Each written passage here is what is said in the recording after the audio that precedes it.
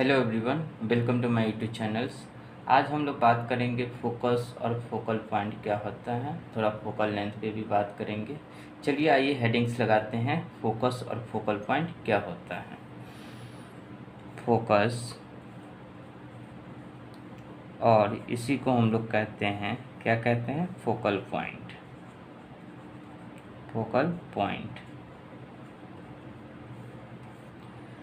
सबसे पहले हम लोग देखेंगे कॉनकेव मिरर में।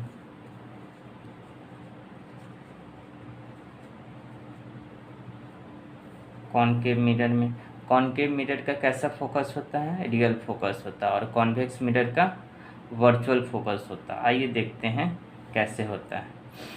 ये हमारा कॉनकेव मिरर है, ये हमारा क्या है, कॉनकेव मिरर है। ये प्रिंसिपल एक्सिस है, ये हमारा पोल है। आइए कहीं पे मान लो कि सेंटर ऑफ कर्वेचर है। जब rays of light principal axis के पैरेलल आता है तो रिफ्लेक्शन के बाद कहीं प्रिंसिपल एक्सिस के किसी पॉइंट पे मीट करता है। उस मीट पॉइंट को हम लोग फोकस या फोकल पॉइंट बोलते हैं। रेज ऑफ लाइट आया, इस पर नॉर्मल डालेंगे। ये rays of light principal axis के पैरेलल आया, इस पर हम लोग नॉर्मल डालेंगे। नॉर्मल कहाँ से पास करेगा, सेंटर ऑफ स्फीयर से। ये स्फीयर के ही तो पार्ट है एक मीटर, सेंटर ऑफ स्फीयर से हम लोग ये नॉर्मल डालें। और जितना एंगल से इंसिडेंट किया, मान लो कि एंगल से इंसिडेंट किया, उतना ही एंगल से क्या करेगा, ये रिफ्लेक्टेड किया।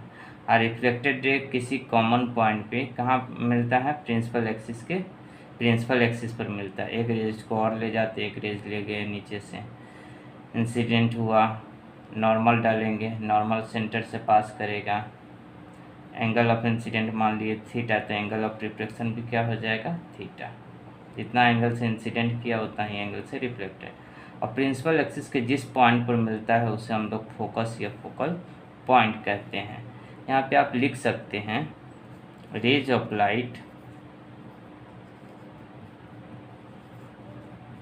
Coming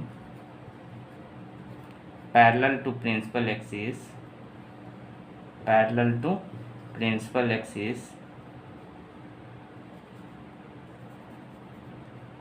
after reflection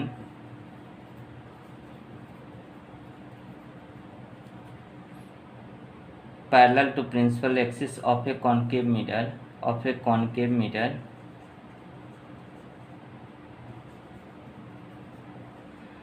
after reflection meet at a common point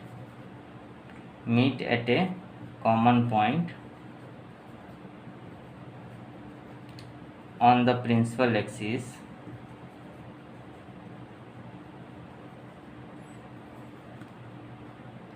This common point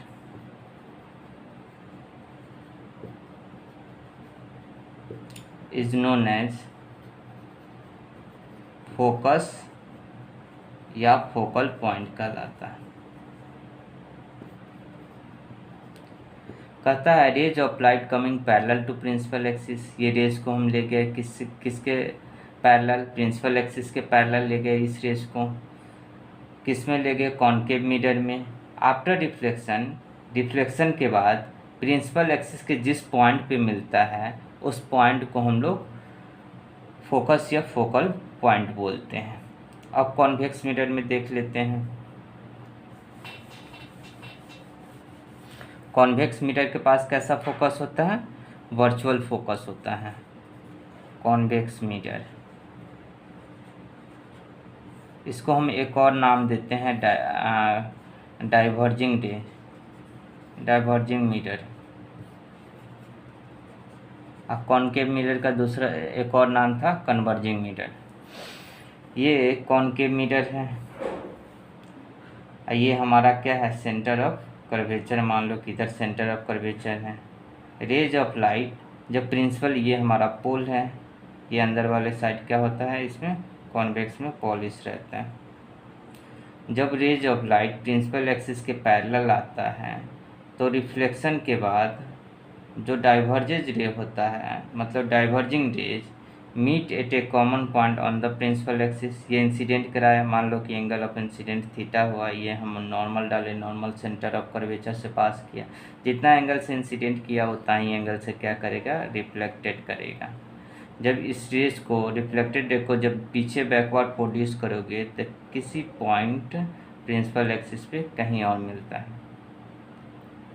उस पॉइंट को हम लोग क्या कहते हैं, फोकस या फोकल पॉइंट कहते हैं। इन पैरेलल ले गए प्रिंसिपल एक्सिस के, नॉर्मल डालेंगे, नॉर्मल प्रिंसिपल एक्सिस के सेंटर ऑफ कर्वेचर से नॉर्मल पास करेगा, और जितना एंगल से इंसिडेंट होगा उतना ही एंगल से क्या हो जाएगा, रिफ्लेक्टेड हो जाएगा। ये रिफ्लेक्टेड रे को जब पीछे बैकवर्ड प्रोड्यूस करोगे तो ये कहीं प्रिंसिपल एक्सिस के पॉइंट पे मिलता है। जिस पॉइंट पे मिलता है उस पॉइंट को हम लोग फोकस या फोकल पॉइंट कहते हैं। यहाँ पे लिख सकते हो आप, rays of light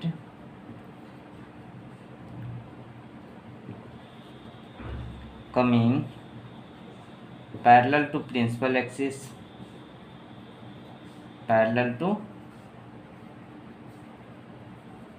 principal axis of a convex mirror after reflection के बाद क्या हुआ, रेज क्या हो गया, डाइवर्जेस किया। After reflection diverges the diverging raise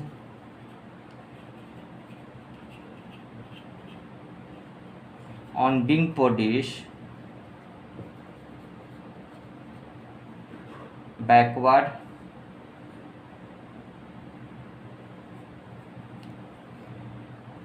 meet at a common point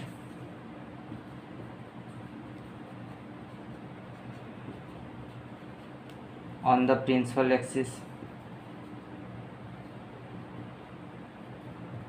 This common point is known as focus या focal point. This common point is known as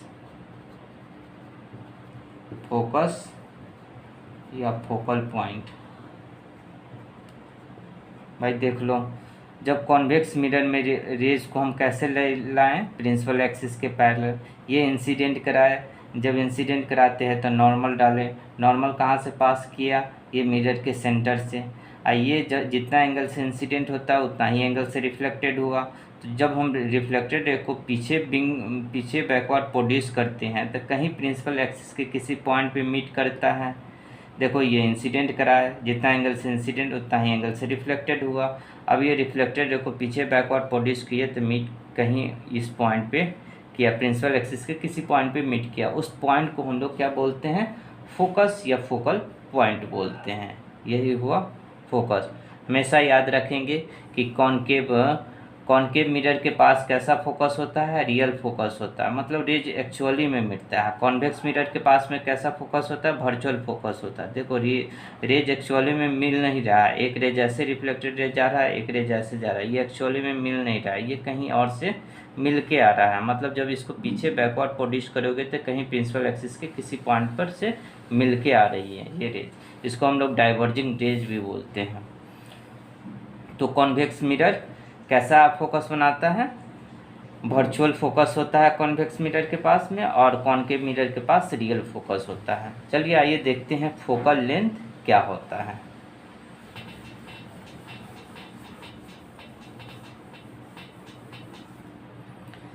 focal length क्या होता है, इसको हम लोग एफ से सूचित करते हैं। फोकल लेंथ ये देखिए डिस्टेंस फ्रॉम, यहाँ पे लिख सकते हैं distance from pole to focus,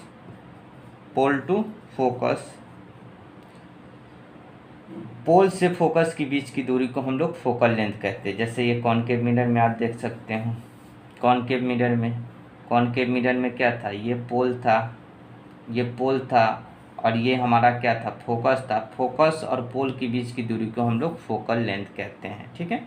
convex mirror भी देख सकते हो।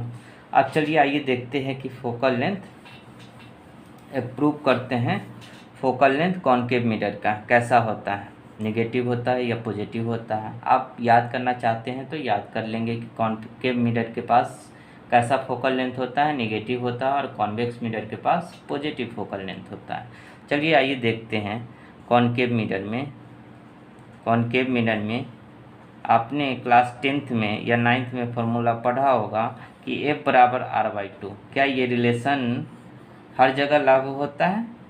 चलिए आइए देखते हैं। लेकिन हम कहेंगे कि ये हर जगह लागू नहीं रिलेशन होता है, कई जगह पे ये रिलेशन फेल भी हो जाता है। चलिए आइए देखते हैं कॉनकेव मिरर में हमको प्रूव करना है क्या, F बराबर R/2। ये हम कॉनकेव मिरर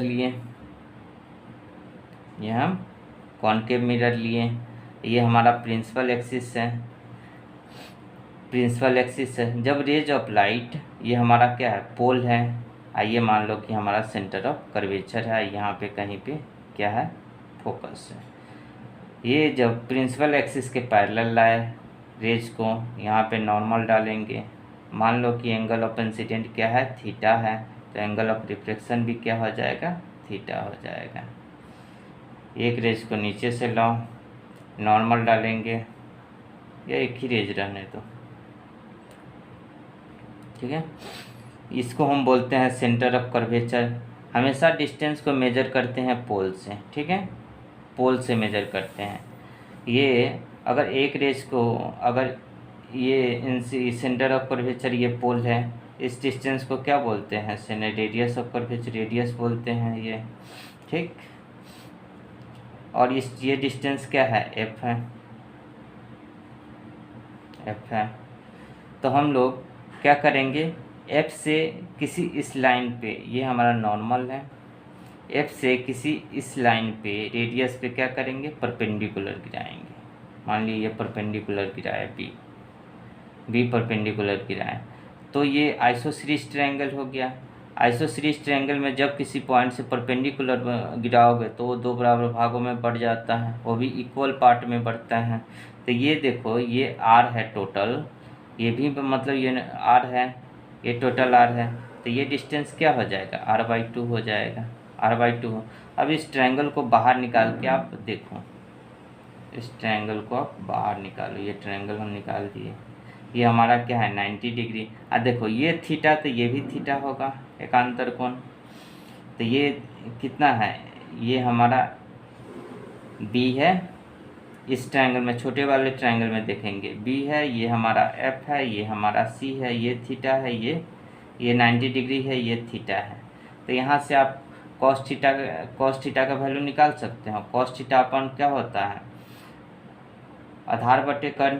तो कॉस थीटा क्या हो जाएगा, यहाँ पे ये हो जाएगा कर्ण, हाइपोटेनस, ये हो जाएगा हमारा हाइपोटेनस, आधार बटे कर्ण, तो ये हो जाएगा परपेंडिकुलर, आधार ये हो जाएगा BC अपॉन CF हो जाएगा।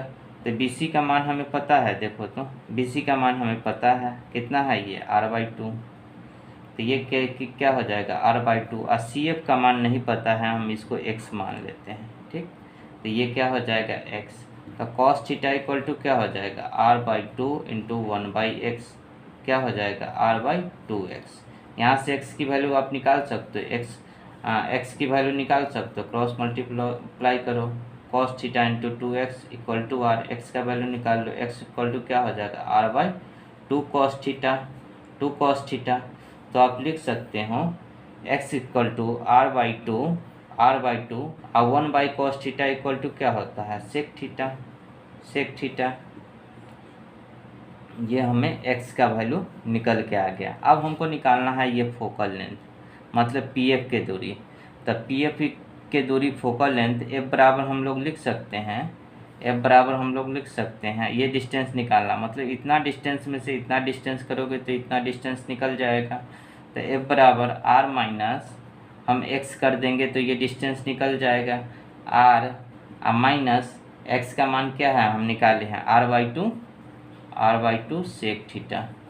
यही हमारा फोकल लेंथ निकल के चला आया,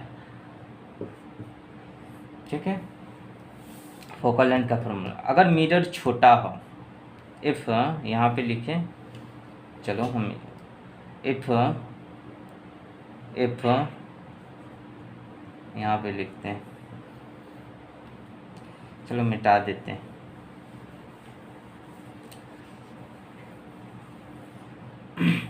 इफ़ मिरर अगर काफ़ी छोटा हो, आपके सिलेबस में मिरर कैसा है, लगभग प्लेन जैसे दिखता है, लगभग प्लेन जैसे दिखता है। आपके सिलेबस में मिरर काफ़ी छोटा होता है, लगभग प्लेन जैसे दिखता है, काफ़ी छोटा होता है। इफ़ मिरर इज स्मॉल, अगर मिरर क्या हो, स्मॉल अपर्चर का हो, तब क्या होता है। If mirror is of small aperture, then तब रेज कैसा होता है, पैराएक्सियल रेज होता है। रे विल बी पैराएक्सियल।